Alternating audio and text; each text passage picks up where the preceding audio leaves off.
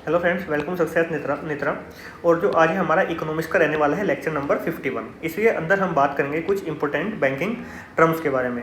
ये ऐसी टर्म्स है जो अक्सर आपसे एग्जाम के अंदर पूछ ली जाती है। और अगर मैं इस लेक्चर की इंपॉर्टेंस की बात करूँ तो ये आपका जितने भी वन डे एग्जाम होते हैं, one day exam mean to say जैसे आपका एसएससी का एग्जाम हो गया या फिर आपके बैंक के एग्जाम हो गए, जैसे आपका आईबीपीएस आपका हो गया, आरआरबी वगैरह हो गया, तो जो ये एग्जाम हो गए, या फिर आप सिविल सर्विसेज के अंदर आप प्रीलिम्स की बात करते हैं, चाहे आप यूपीएससी के प्री की बात करते हैं या फिर आप स्टेट पीसीएस के प्री की बात करते हैं, सीडीएस आपका हो गया, आपका एनडीए एग्जाम आपका हो गया, तो जितने भी आपके मोस्टली वन डे एग्जाम होते हैं वहाँ उनमें इस लेक्चर से डेफिनेटली आपको क्वेश्चन देखने को मिलेगा। और अगर हम बात करते हैं मेंस आंसर राइटिंग में इस लेक्चर का इतना ज़्यादा इंपॉर्टेंस नहीं रहने वाली है, लेकिन अगर आप बात करते हैं पर्सनैलिटी टेस्ट की, अगर आप इंटरव्यू दे रहे हैं, चाहे आप बैंक का दे रहे हैं, चाहे आप यूपीएससी का दे रहे हैं, और आपका जो बैकग्राउंड है वो इकोनॉमिक्स है, तो देन यहाँ से आपसे क्वेश्चन पूछने के चांसेस हैं कि हो सकते हैं कि आपसे कुछ टर्म्स दे के पूछ ले जाए कि ये टर्म्स क्या होती हैं और इसके यूज क्या होते हैं। तो देन उस ब्याह पे आपका लेक्चर इंपॉर्टेंट रहने वाला है। तो आज के लेक्चर में हम जो डिस्कस करने वाले हैं वो कुछ टर्म्स मैं आपको बता देता हूँ। जैसे आपका हो जाता है CRR यानी कि कैश रिजर्व रेशियो, सेकंड आपका हो जाता है आपका SLR, थर्ड आपका हो जाता है बैंक रेट, देन आपका हो जाता है repo rate, reverse repo rate, base rate, आपका marginal standing facility, call money market, और ऐसी ही कुछ 3-4 टर्म्स और हैं जो जनरली आपको पता होना चाहिए कि ये टर्म्स क्या है। तो इस हिसाब से आपका लेक्चर इंपॉर्टेंट रहने वाला है। तो चलिए, अगर आप हमें फॉलो करना चाहते हैं यूट्यूब, इंस्टाग्राम, ट्विटर या टेलीग्राम पर, हर जगह हमारा सेम हैंडल है @सक्सेसनित्रा। और अगर आपकी कोई क्वेरी है या सजेशन है हमारे लेक्चर के रिगार्डिंग, देन आप हमें मेल भी कर सकते हैं successnitra@gmail.com पर। आपके जो सजेशंस हैं उनको डेफिनेटली कंसिडर किया जाएगा। तो चलिए शुरू करते हैं आज का लेक्चर। अगर हम सबसे पहले बात करते हैं कैश रिजर्व रेशियो की, इसको हम बोलते हैं CRR, और यदि हम हिंदी की बात करें तो इसे हम बोलते हैं नगद आरक्षित अनुपात, यानी कि आपका कैश रिजर्व रेशियो। तो जो आपका कैश रिजर्व रेशियो होता है वो क्या होता है? CRR is a specific part of total deposits that is held as a reserve in cash by commercial bank and it is mandatory by RBI। यानी कोई भी अगर कोई बैंक है, RBI के द्वारा ये मैंडेटरी कर दिया गया है कि इस बैंक को कुछ परसेंट ऑफ अमाउंट अपने पास में कैश की फॉर्म में हमेशा रिजर्व रखना है। यानी कि अगर इस बैंक में 100 रुपये है तो 100 में से आपका 3 रुपये से 15 रुपये, यानी 3 से 15% के आसपास इसको हमेशा कैश की फॉर्म में रखना ही रखना है।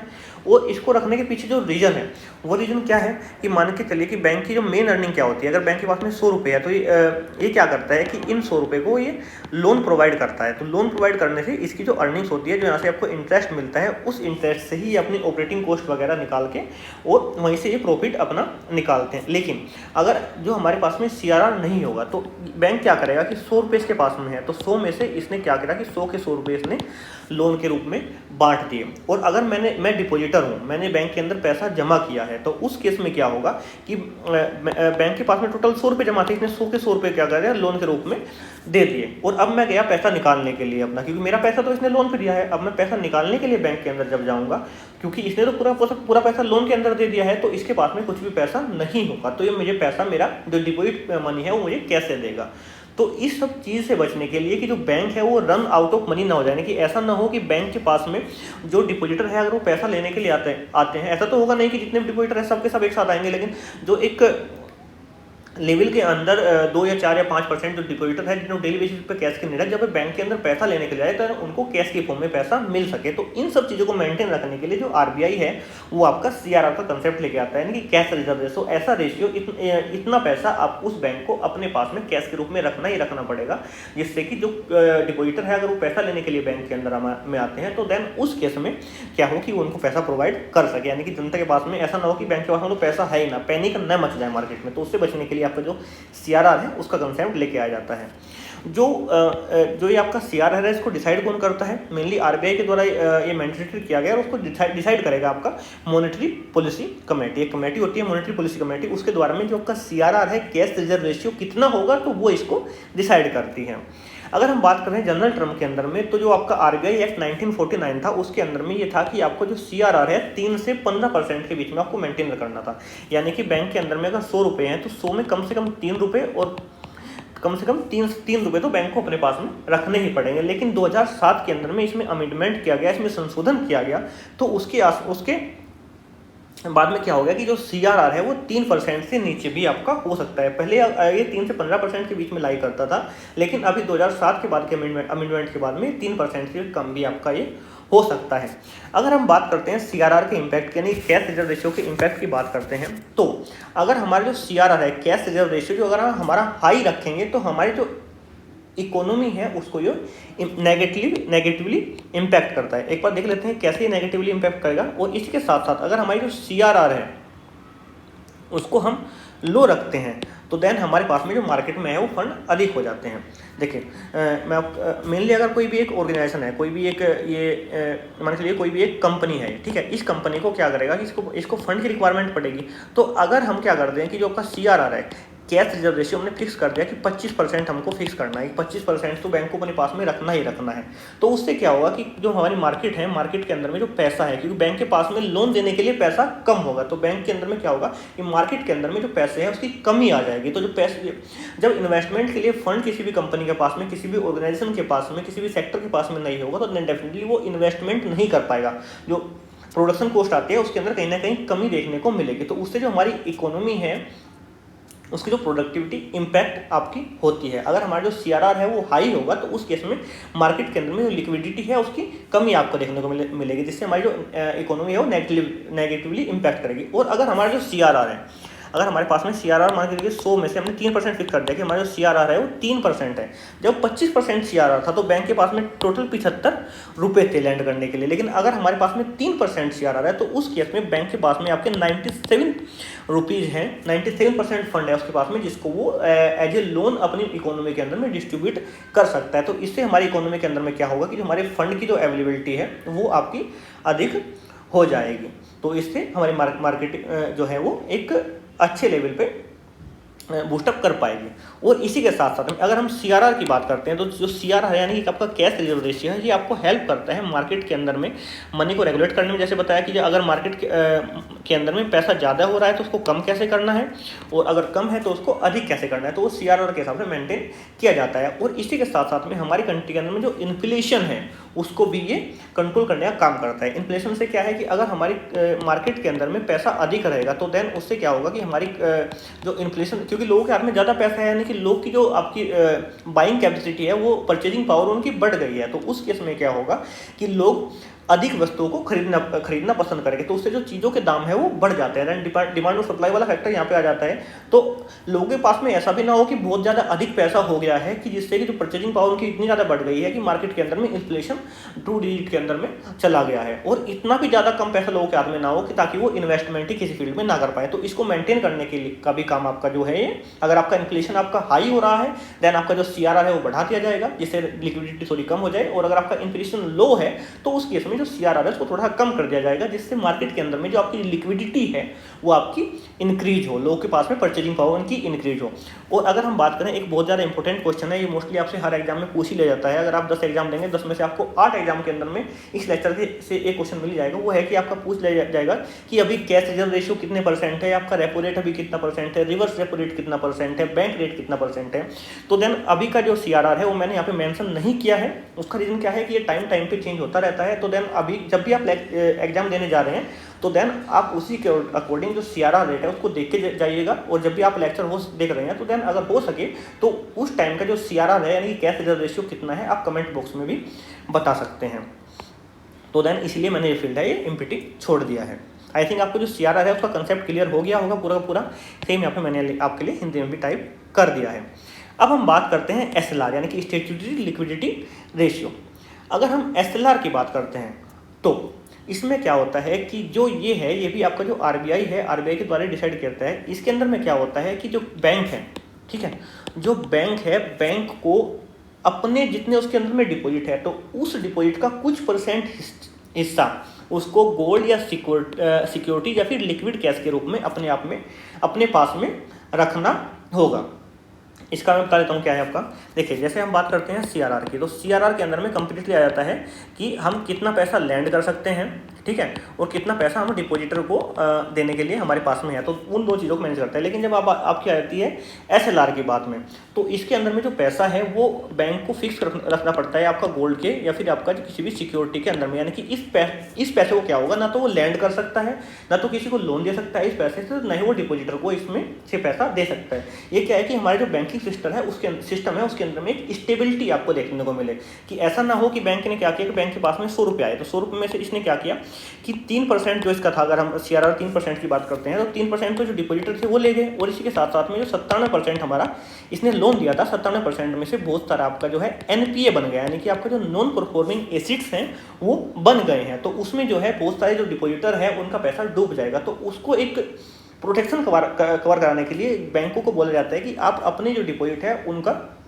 कुछ पैसा आप गोल्ड या सिक्योरिटी की फॉर्म में रखेंगे, तो उससे क्या होगा कि जो कमर्शियल बैंक अगर कोई डूब जाता है तो उस केस में जो सिक्योरिटी है या फिर गोल्ड इसके पास में जो एसेट्स है इनको सेल करके एक जितना भी एक वाजिब हो एक पर्टिकुलर हिस्सा जो डिपॉजिटर है उनके पैसे का इनको वापस कर दिया जाएगा। तो हमारे जो बैंकिंग सेक्टर है उसके अंदर में जो पब्लिक कॉन्फिडेंस बना रहे, और तो उसके लिए हमारा जो SLR है वो डिसाइड किया जाता है RBI के द्वारा। आई थिंक आपको जो CRR है और SLR है इनके बीच का डिफरेंस भी समझ में आ जाता है, इसलिए आपका RBI के द्वारा में डिसाइड किया जाता है।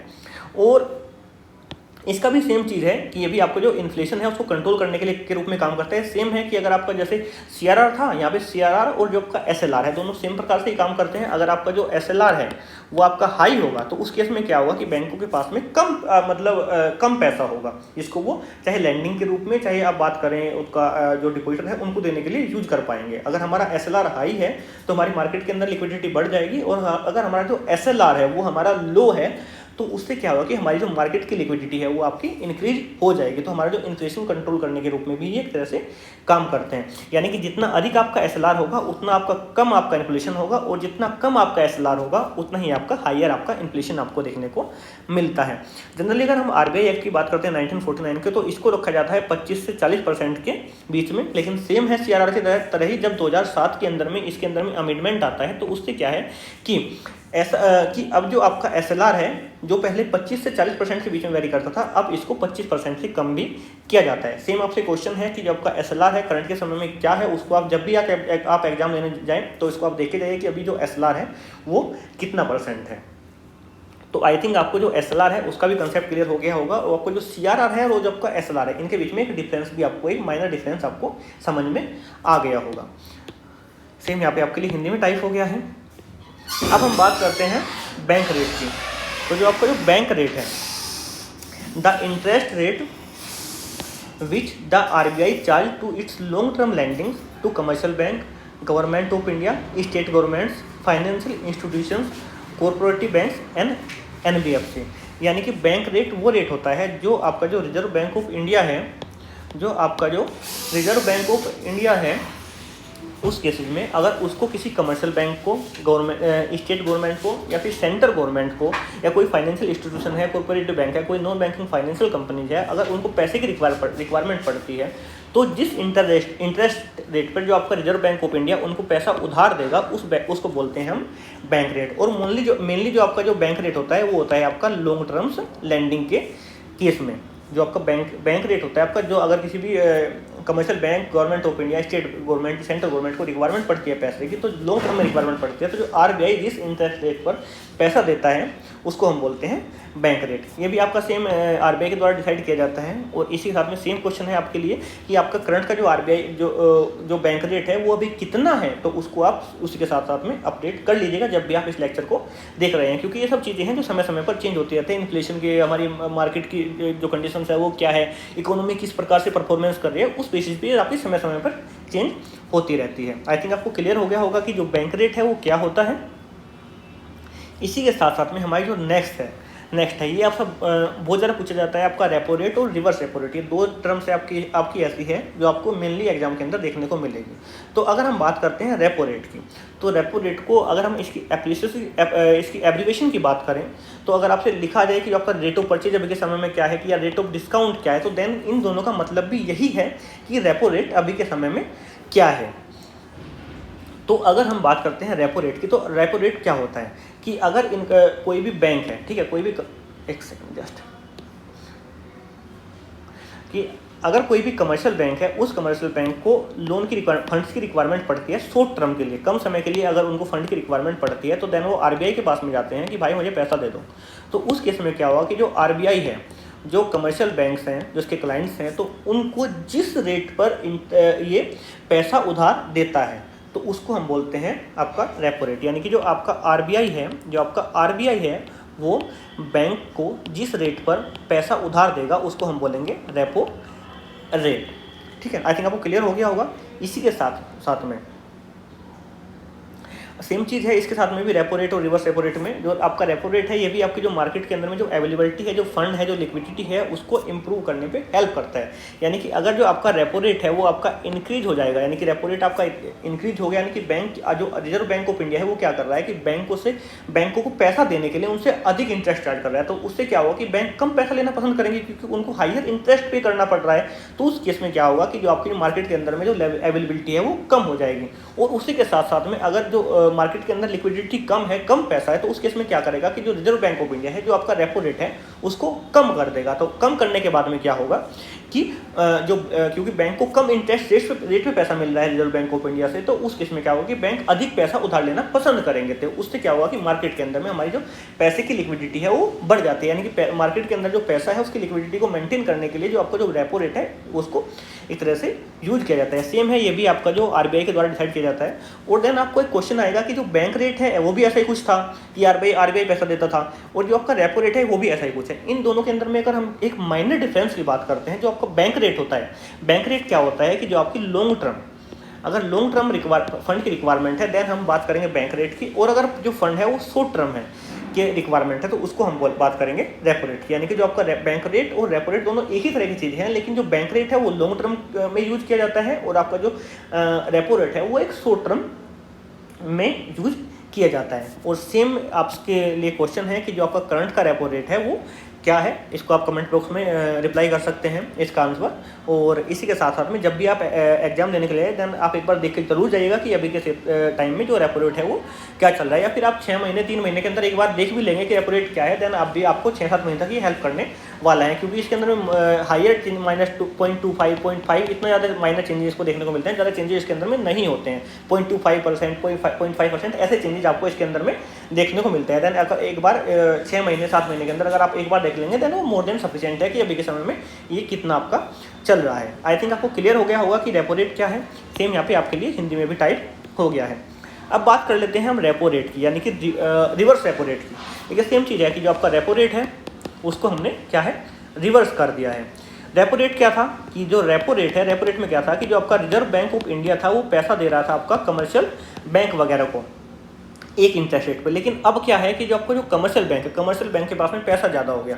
अब वो कह रहे हैं कि आरबीआई को, रिजर्व बैंक ऑफ इंडिया को, भाई हमसे पैसा ले लो, तुम हमसे पैसा ले लो। तो जब जो रेपो रेट है वो रिवर्स हो जाता है। यानी कि रेपो रेट में क्या था कि आरबीआई कमर्शियल बैंक को दे रहा है, लेकिन जब जो कमर्शियल बैंक्स वगैरह हैं वो आरबीआई को पैसा उधार दें, तो जिस इंटरेस्ट रेट पे जो आपके कमर्शियल बैंक है वो आपको आरबीआई को पैसा उधार देंगे, तो उसको हम बोलते हैं रिवर्स रेपो रेट। यानी कि reverse repo rate is a type of interest rate that is charge by commercial bank from RBI when commercial bank lend money to RBI for short term. Then आपका repo rate और reverse repo rate दोनों आपका short term के लिए ही आपका होता है। ये भी आपका रिजर्व बैंक ऑफ इंडिया के द्वारा डिसाइड किया जाता है। और इसके साथ में एक कंडीशन है कि जो आपका रेपो रेट है वो आपका हाइयर होगा रिवर्स रेपो रेट से। यानी कि आपका जो रेपो रेट होता है वो आपका अधिक होता है, रिवर्स रेपो रेट आपका कम होता है हमेशा। तो ये आप थोड़ी चीज़ याद रख सकते हैं। और सेम आपसे क्वेश्चन है कि आपका करंट में रिवर्स रेपो रेट क्या है, देन इसको भी आप एक बार देख लीजिएगा, हो सके तो आप इसका आंसर भी कर सकते हैं कमेंट बॉक्स के अंदर। सेम यहाँ पे आपके लिए हिंदी में टाइप हो गया आपको रिवर्स रेपो रेट और रेपो रेट। आई थिंक बहुत एक इनकी क्लियरिटी मिल गई होगी कि दोनों क्या चीज़ होते हैं। और यहाँ से क्वेश्चन आपके एग्जाम के अंदर बनता है। देन कोई चॉइस नहीं है कि आपके पास में आप इस टॉपिक को छोड़ के जाएं। इसी के साथ साथ में आपके हम बात करते हैं, एक होता है base rate. Base rate is the minimum rate set by reserve bank of India below which no commercial bank allowed to lend money to customer. ठीक है, यानी कि ये कोई बैंक है, ठीक है, ये कोई एक बैंक है जिसका नाम है एक्स बैंक। तो इसका कोई कस्टमर है, मान लीजिए कि मैं हूँ, ठीक है, इसके अंदर में मैं एक कस्टमर हूँ। तो वो रेट ऑफ इंटरेस्ट जिससे कम ये अपने क्लाइंट को पैसा लोन पे नहीं दे सकता। तो उसको हम बोलते हैं बेस रेट। यानी कि ये एक आधार मूल्य है, एक आधार मूल्य है, एक बेस रेट है कि इससे कम रेट ऑफ इंटरेस्ट पे आप लोन दे ही नहीं सकते हैं। वो आरबीआई डिसाइड करता है कमर्शियल बैंक के लिए कि इससे नीचे आप नहीं जा सकते हैं, तो उसको बोलते हैं हम बेस रेट। इसका मेन चीज़ क्या होता है कि जो ये बेस रेट इंट्रोड्यूस किया जाता है रिजर्व बैंक ऑफ इंडिया के द्वारा, और इसी का जो मेन मकसद है कि जो मार्केट के अंदर में जो फेयर कंपटीशन एक बना रहे, और मार्केट के अंदर में जो क्रेडिट फैसिलिटी है उनके अंदर में ट्रांसपेरेंसी रहे। ये ऐसा नहीं है कि मैं हूँ, ठीक है, आज मैंने अपना एक बैंक खोल लिया और एक दूसरा बंदा है ये एक बैंक लेकर चला रहा है, और मैं क्या बोलता हूँ, मैं तो भाई कम प्रॉफिट पे काम करूँगा, और मैं कहता हूँ जहाँ ये आपका होम लोन के लिए 7% या 8% चार्ज कर रहा है, मैं बोलता हूँ मैं तो 5% पे आपका दे दूंगा। तो उससे क्या होगा कि लोग मेरे पास में अधिक लोन लेने के लिए आएंगे, और एक समय के बाद में क्या होगा कि मेरी जो ऑपरेटिंग कॉस्ट भी यहाँ से नहीं निकल रही होगी, तो उससे मेरे जो बैंकक्रप्ट होने के चांसेस बढ़ जाएंगे। तो उस केस में क्या होगा कि कोई बैंक बैंकक्रप्ट ना हो, तो जो बेस रेट डिसाइड किया जाता है तो उसके अंदर में बहुत सारे फैक्टर इंक्लूड किए जाते हैं। तो जो फैक्टर इसके अंदर में बेस रेट को डिसाइड करने के लिए इंक्लूड किए जाते हैं, उसके अंदर में क्या है कि एवरेज कॉस्ट ऑफ फंड क्या है। एवरेज कॉस्ट ऑफ फंड से मतलब क्या है कि जो इंटरेस्ट हम पे कर रहे हैं डिपॉजिटर को, मान के लिए कोई ये एक डिपॉजिटर है, तो इसने बैंक के अंदर में अपना पैसा जमा किया, तो एक तो इंटरेस्ट रेट हमको इसको बैंक को ही देना पड़ेगा, इस बंदे को ही। मान के लिए कि एक जो अगर हम सेविंग फंड की बात करते हैं, सेविंग अकाउंट की बात करते हैं, तो 3 से 4% उनके अंदर में इंटरेस्ट आपको देखने को मिलता है, तो 4% तो हमको इसको ही देना है, इसके बाद में 4% कम तो हम कर ही सकते हैं। फिर इसके साथ में बैंक अपना कुछ प्रॉफिट मार्जिन भी रखेगा, क्योंकि ऐसा तो है नहीं कि बैंक एक वॉलंटरी चल रहे हैं, एक एनजीओ की तरह में वर्क कर रहे हैं कि हमको तो कुछ करना नहीं है, कुछ प्रॉफिट मार्जिन भी उनका होगा। उसी के साथ साथ में उनकी कुछ ऑपरेटिंग कॉस्ट भी होगी, जो वहाँ पे उन्होंने बिल्डिंग किराए पे ली है, जो सर्विस वगैरह यूज कर रहे हैं, मेंटेनेंस हो गया, जो वहाँ पे एम्प्लॉय काम कर रहे हैं उनकी सैलरी वगैरह, तो उनकी ऑपरेटिंग कॉस्ट इसके अंदर में इंक्लूड होगी। और इसी के साथ साथ में एक क्रेडिट रिस्क, यानी कि कुछ लोन ऐसे भी होंगे जो बैंक देगा और वो वापस नहीं आएंगे, तो कुछ एनपीए भी होगी, यानी कि जो रिस्क फैक्टर है उसको भी इन्वॉल्व करके जो ये है बैंक रेट डिसाइड किया जाता है। इन सब चीज़ों को डिसाइड करके, जिससे एक बैंक है जो एक प्रॉपर वे में फंक्शन करता रहे, उसके बैंकक्रप्ट होने की चांसेस ना आए, ऐसा ना हो कि एक समय पे आने के बाद में दिवालिया हो जाए। तो आरबीआई इसी वजह से एक फेयर कंपटीशन जो हमारा बैंकिंग सेक्टर है उसके अंदर में पब्लिक कॉन्फिडेंस बना रहे, तो उसके लिए हमारा जो बैंक बेस रेट डिसाइड करता है। और बेस रेट वो रेट होता है जिसके नीचे कोई भी बैंक किसी बैंक को अलाउ नहीं किया जाता कि वो अपने कस्टमर्स को लोन डिस्ट्रीब्यूट करें। आई थिंक आपको जो क्लियर हो गया होगा कि जो बेस रेट है वो क्या होता है। अगर हम बात करते हैं देन आपका जाता है आपका मार्जिनल स्टैंडिंग फैसिलिटी। जो आपका मार्जिनल स्टैंडिंग फैसिलिटी होता है, क्या होता है, under this scheme banks can borrow overnight in emergency from RBI. यानी कि अगर कोई भी बैंक है तो उस बैंक को, अगर एक तो होता है आपका शॉर्ट टर्म, ठीक है, जब हमने बात करती है शॉर्ट टर्म फंड की, तो उस केस में क्या होगा, आपका रेपो रेट का कंसेप्ट निकल के आ जाता है। लेकिन क्या है कि आपको एक्सट्रीम शॉर्ट पीरियड के लिए फंड की रिक्वायरमेंट है, मान लीजिए कि 1 दिन के लिए, 2 दिन के लिए, ओवरनाइट के लिए अगर फंड की रिक्वायरमेंट है, देन वो बैंक के पास में जाएगा कि भाई मुझे इमरजेंसी में फंड की रिक्वायरमेंट है। तो देन क्या करेगा कि आपका जो आरबीआई है, जो मार्जिनल स्टैंडिंग फैसिलिटी है, इसके अंतर्गत बैंक को पैसा दे देता है। और इसके अंदर में क्या है कि जो इंटरेस्ट रेट होते हैं, जो आपके रेपो रेट है, रेपो रेट से इसका हाई इंटरेस्ट रेट इस पर आपको देखने को मिलते हैं। सेम ये आरबीआई ही पैसा दे रहा है बैंक को सेम रेपो रेट के द्वारा, लेकिन इसमें क्या है कि वो इमरजेंसी में दे रहा है, उनकी इमरजेंट नीड है। तो उस केस में जो आपके जो हायर हो गए, मोस्टली होता है आपका 1% होता है, लेकिन जब भी आप एग्जाम देने के लिए जाए तो इसको आप देख के जा सकते हैं। हालांकि इसकी जो परसेंटेज है मैंने नहीं देखा अभी तक किसी एग्जाम के अंदर पूछी गई हो, लेकिन आपको पता होना चाहिए जो मार्जिनल स्टैंडिंग फैसिलिटी है वो क्या होती है। सेम है आपका रेपो रेट की तरह ही, लेकिन अगर जो बैंक को इमरजेंसी में नीड होती है, कुछ बहुत ज़्यादा शॉर्ट टर्म के लिए, शॉर्ट पीरियड ऑफ टाइम के लिए, तो उस केस में आपका जो है आरबीआई बैंक को पैसा लैंड करता है मार्जिनल स्टैंडिंग फैसिलिटी के अंतर्गत। आई थिंक आपको ये भी क्लियर हो गया होगा। देन आपका जाता है आपका कॉल मनी मार्केट। जो कॉल मनी मार्केट है ये भी सेम आपका जो आपका ये था मार्जिनल स्टैंडिंग फैसिलिटी था, उसी की तरह में ये है, लेकिन आपका जो बात करते हैं मार्जिनल स्टैंडिंग फैसिलिटी के अंदर में जो पैसा दे रहा था, कौन दे रहा था, आपका आरबीआई दे रहा था। लेकिन कॉल मनी मार्केट के अंदर में क्या होता है, इसके अंदर में जो पैसा है वो मतलब जो बैंक है, बैंक भी एक दूसरे बैंक को दे सकता है। जैसे आपका जो एसबीआई है वो पीएनबी को दे देगा, पीएनबी है वो आपका केनरा बैंक को दे देगा, तो आपका ये सब मतलब बैंक भी आपस में इस तरह के लेन देन कर सकते हैं। यानी कि it is also known as इसको एक नोटिस मनी मार्केट ही बोला जाता है। This the call money market is a market for very short term funds, 1 day और ओवरनाइट। सेम है आपका जो मार्जिनल स्टैंडिंग फैसिलिटी है उसकी तरह ही है ये, जब बैंक के द्वारा डिपेंड किया जाता है बहुत शॉर्ट समय के लिए पैसे की, तो देन इसका यूज करते हैं। अगर उनको आरबीआई से पैसा नहीं लेना है, उनको बैंक किसी अदर बैंक से पैसा लेना है, तो इसका क्या होता है, इसको इंट्रोड्यूस क्यों किया गया है। इसका यह है कि अगर मान के लिए कोई ये बैंक है, ठीक है, इसके पास में कुछ सरप्लस फंड पड़ा है, इसको जो मान लीजिए CRR इसको करना है 3%, इसके बाद में 4 या 5% फंड पड़ा हुआ है, तो सोचेगा 2% फंड तो मेरे पास में एक्स्ट्रा है, इससे अच्छा मैं दूसरे बैंक को इसको दे देता हूँ, वहाँ से मुझे कुछ इससे अर्निंग हो जाएगी।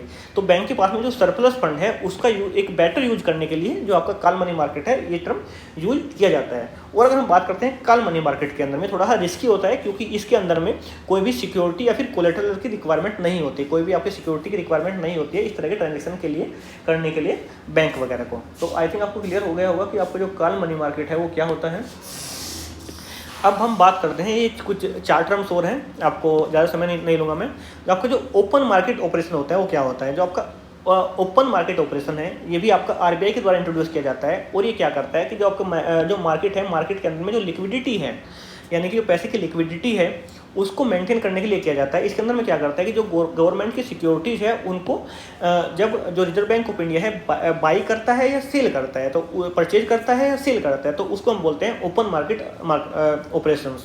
इसमें क्या है कि मान लीजिए कि RBI को लग रहा है कि आपका जो इन्फ्लेशन बहुत ज़्यादा हाई हो गया है, यानी कि लोगों के हाथ में बहुत ज़्यादा पैसा आ गया है, तो उस केस में RBI क्या करेगा कि जो गवर्नमेंट की सिक्योरिटीज़ है वो ऑफर करेगा कि भाई एक काम करो, जो गवर्नमेंट की सिक्योरिटीज़ है बैंक आपको 4% दे रहा है, मैं आपको 8% 7% का फिक्स दूंगा, एक तरह से FDI की तरह आप बोल सकते हैं इनको, इतना मैं दूंगा। तो उससे क्या है कि मार्केट से जो थोड़ी लिक्विडिटी है वो कम हो जाती है। जब RBI है गवर्नमेंट की सिक्योरिटी को बाई या सेल करता है, तो उस केस को हम बोलते हैं ओपन मार्केट ऑपरेशंस। इसके साथ साथ में आपका जो लिक्विडिटी एडजस्टमेंट फैसिलिटी होता है ये सेम है कि जो आपका जो रेपो रेट और रिवर्स रेपो रेट को अगर हम कंबाइन करके देखें, यानी कि जो आपका RBI ले रहा है कमर्शियल बैंक से या कमर्शियल बैंक ले रहा है RBI से, इन दोनों टर्म को हम कंबाइन कर दे तो उसको हम बोलते हैं लिक्विडिटी एडजस्टमेंट फैसिलिटी। यानी कि जो मार्केट के अंदर में लिक्विडिटी है उसको मेंटेन करने के लिए, उसको एडजस्ट करने के लिए जो फैसिलिटी यूज की जाती है उसको हम बोल देते हैं लिक्विडिटी एडजस्टमेंट फैसिलिटी। यानी कि जो रिवर्स रेपो रेट और रिवर्स रेपो रेट इन दोनों को कंबाइन करके इसके अंदर में देखा जा सकता है। इसके साथ में हम बात करते हैं मार्केट स्टेबलाइजेशन स्कीम। जो आपकी मार्केट स्टेबलाइजेशन स्कीम है इसका भी मेन एम क्या है कि जैसे सेम है आपका ये है ओपन मार्केट ऑपरेशन की तरह ही आपका आता है। इसका भी मेन एम क्या है कि जो मार्केट के अंदर में एक्स्ट्रा मनी है, एक्सेस मनी है, उसको विड्रॉ करने के लिए जो गवर्नमेंट की सिक्योरिटी है वो सेल कर देना। यानी कि मार्केट के अंदर में जो अगर कोई एक्सेस फंड है वहाँ पे अवेलेबल है, गवर्नमेंट को RBI को ऐसा लग रहा है कि भाई मार्केट के अंदर में एक्सेस फंड हो गया, तो उसके अंदर में गवर्नमेंट सिक्योरिटी को सेल करेंगे और मार्केट से जो आपका ये पैसा उठा लेगा, तो यानी कि मार्केट के अंदर में एक स्टेबिलिटी बनी रहे, तो उसको हम बोलते हैं मार्केट स्टेबलाइजेशन फैसिलिटी। इसी के साथ साथ में हम बात करते हैं स्टैंडिंग डिपॉजिट फैसिलिटी। आपका जो मार्जिनल स्टेबलाइजेशन जो मार्केट स्टेबलाइजेशन स्कीम है और जो आपका स्टैंडिंग डिपॉजिट फैसिलिटी है, दोनों एक ही तरह की टर्म है, लेकिन इसमें क्या होता है कि जो आपका है मार्केट स्टेबलाइजेशन स्कीम है, इसके अंदर में क्या है कि गवर्नमेंट की जो सिक्योरिटी है उनके बदले में पैसा लिया जाता है। लेकिन जो आपका स्टैंडिंग डिपॉजिट फैसिलिटी है इसके अंदर में क्या होता है कि the standing deposit facility is एक collateral free liquidity absorption mechanism implemented by RBI with intention to transfer liquidity out of commercial bank। यानी कमर्शियल बैंक के पास में अगर अधिक पैसा आ गया है तो उसको वे अपना जो पैसा है वो पार कर सकते हैं RBI के अंदर में। इनके लिए कोई भी इनको सिक्योरिटी वगैरह खरीदने की रिक्वायरमेंट नहीं करनी पड़ती है। इसका एक एग्जांपल आप देख सकते हैं, जब आपके इंडिया के अंदर में डिमोनेटाइजेशन आपका हुआ था, यानी कि जब आपका क्या है कि जो नोट हैं वो बदले गए थे, यानी कि आपके जो 1000 के 500 के नोट हैं उनको बैन कर दिया गया था। उसमें क्या हो गया था कि बैंक के पास में अधिक पैसा आ गया था, फंड मतलब एक्सेस फंड उनके पास में हो गया था, तो उस फंड को पार्क कर सकते हैं आपका RBI के अंदर में। यानी कि जो आपका एक्सेस फंड है, एक्सेस लिक्विडिटी है, वो कोलेटरल फ्री बिना किसी सिक्योरिटी के अंदर में RBI के अंदर में एक तरह से पार्क कर देना, उसको हम बोलते हैं standing deposit facility. I think आपको ये चारों टर्म है वो क्लियर हो गई होगी। तो सेम यहाँ पे आपके लिए हिंदी में टाइप हो गया है। और आज के लिए इतना ही। Thanks for watching and if you like the video keep supporting. और अगर आपको इस लेक्चर से कुछ भी अच्छा या बुरा लगा है देन उसके रिगार्डिंग आप फीडबैक्स भी हमारे कमेंट बॉक्स में दे सकते हैं। और अगर आपको इस लेक्चर की चाहिए PDF देन आप हमारे जो टेलीग्राम चैनल है @सक्सेस वहाँ से इस लेक्चर की PDF भी आप डाउनलोड कर सकते हैं। और इसी के साथ साथ में इस लेक्चर की PDF का ड्राइव का लिंक भी आपको डिस्क्रिप्शन बॉक्स में मिल जाएगा, वहाँ से भी जाके आप इस लेक्चर की PDF डाउनलोड कर सकते हैं। तो आज के लिए इतना ही, मिलते हैं नेक्स्ट वीडियो में।